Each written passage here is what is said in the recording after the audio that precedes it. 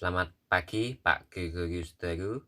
Saya Liam Darin Budiono dengan NIM 21G10058.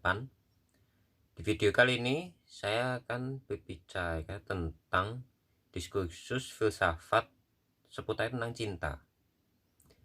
Dimulai dari beberapa pertanyaan yang ada, yaitu apakah cinta yang nyata itu?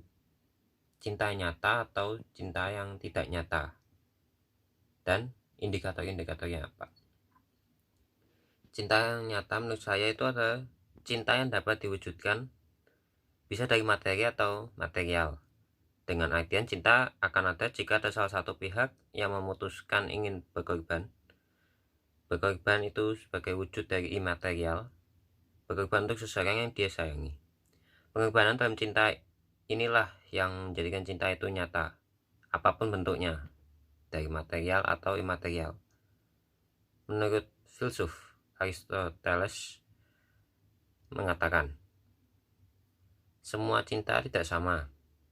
Cinta keluarga berbeda dengan cinta spiritual, cinta persahabatan, dan cinta romantis. Intensitas dan perasaan cinta mungkin berbeda, tetapi seharusnya selalu ada.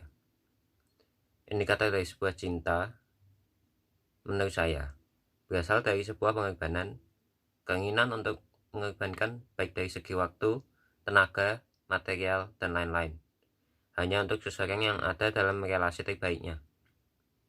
Perwujudan cinta untuk tiap orang juga pasti berbeda-beda. Berdasarkan pendapat Aristoteles, ada cinta keluarga, cinta antar anggota keluarga, antar orang tua dan anak. Ada juga cinta spiritual, cinta untuk Tuhan. Ada juga cinta persahabatan, cinta untuk seorang teman atau sahabat yang dapat kita percayai. Dan juga ada cinta romantis, cinta lawan jenis. Dari 4 macam cinta itu, mungkin memiliki tingkat wujud nyata yang berbeda-beda, tetapi cinta memang nyata adanya. Menurut saya juga, cinta juga bisa disebut sebagai hal yang tidak nyata, karena memang pada dasarnya cinta hanyalah sebuah makna, ungkapan, rasa yang dimiliki oleh seseorang karena merasakan adanya ikatan atau keterkaitan satu sama lain. Mungkin secara tidak langsung, seseorang akan merasakan adanya cinta yang berasal dari hati, mungkin obrolan dari hati ke hati, rasa saling menerima, menghargai, dan menghormati, yang menjadikan adanya makna cinta itu hadir, namun tak nyata wujudnya. Wujud dalam yang terlihat tidak nyata. Karena di balik semua itu hanyalah ibarat koneksi antar manusia satu dengan yang lainnya. Pendapat saya didukung oleh pendapat dari Gabriel Marcel. Dia mengatakan, cinta itu datang bagaikan sebuah himbauan. Ia datang seperti panggilan dari aku ke aku yang lain. Yang dimaksudkan adalah aku pribadi ke pribadi orang lain. Justru karena saya bertemu pribadi orang itu, maka ketertarikan saya untuk mencintainya muncul bukan karena orang itu memiliki banyak hal yang menarik saya, melainkan saya mencintainya justru karena ia adalah ia. Pribadinya adalah pribadinya. Menurut Gabriel Marcel pun, cinta diibaratkan sebagai sebuah himbauan atau panggilan. Dimulai dari bertemu, lalu adanya rasa ketertarikan pada seseorang itu karena diri pribadi yang mungkin secara refleks sebagai suatu awalan untuk menghargai atau menerima seseorang lain yang baru kita kenal. Namun kembali lagi, bagaimana pribadi diri kita sendiri yang mengekspresikannya. Dengan kata lain, cinta hanya sebuah wujud ekspresi atau apresiasi pada diri pribadi orang lain dari diri kita sendiri. Pertanyaan lain seputar filsafat cinta. 1. Bagaimana manusia berproses untuk mencintai? Menurut saya, rasa cinta berasal dari sebuah komunikasi yang intens dan merasa kalau pribadi yang tersebut sesuai dengan apa yang kita butuhkan. Setelah merasa adanya komunikasi yang cocok dan rasa bisa menerima kekurangan dan kelebihan seseorang, manusia akan mencoba berinisiatif untuk berkorban, dimulai dari hal yang sepele, semisal waktu, mengutamakan diri orang itu daripada kepentingan diri sendiri. Mencoba menyingkirkan ego diri sendiri agar orang itu lebih mengerti apa yang dilakukan dan diharapkan oleh kita pribadi. 2. Apa yang dimaksud dengan mencintai?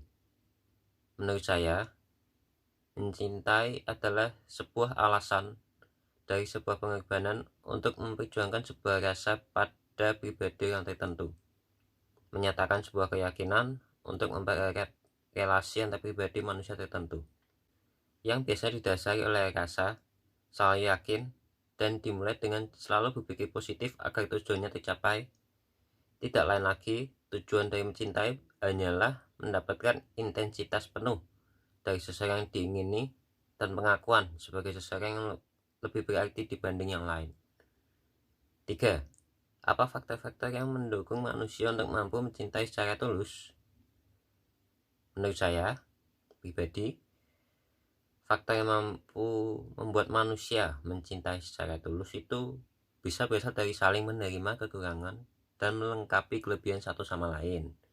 Rasa saling percaya satu sama lain yang dimaksudkan untuk tidak selalu mementingkan ego pribadi, yakin satu sama lain, selalu berpikir positif agar tidak muncul hal-hal yang sama sekali tidak diinginkan, dan yang pasti selalu berserah pada rencana Tuhan agar membimbing kita selalu pada jalan yang terbaik dan tidak membuat salah satu perasaan hancur karena sikap atau perbuatan atau kata-kata kita.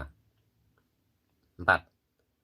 Apa halangan-halangan manusia untuk tidak mampu untuk mencintai dengan tulus?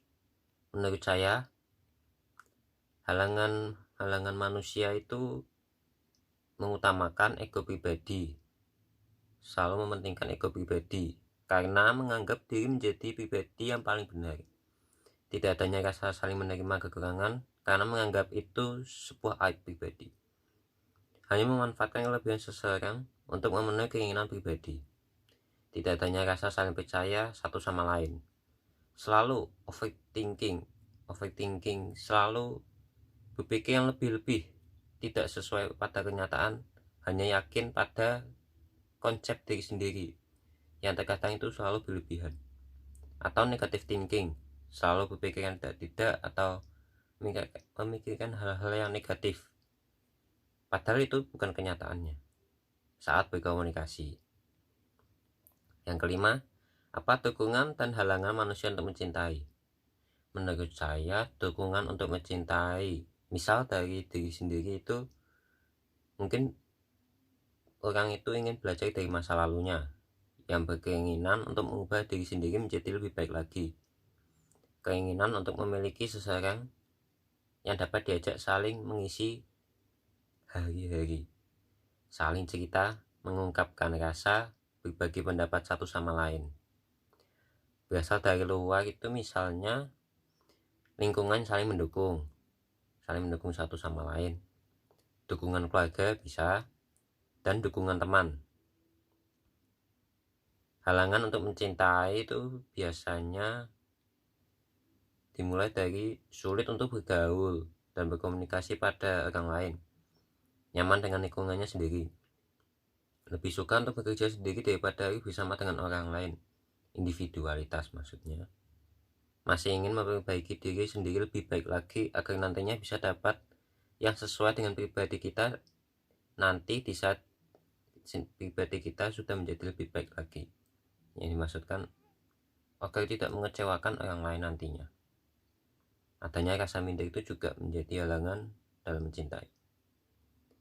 Sekian video reaction saya tentang filsafat seputar cinta. Terima kasih.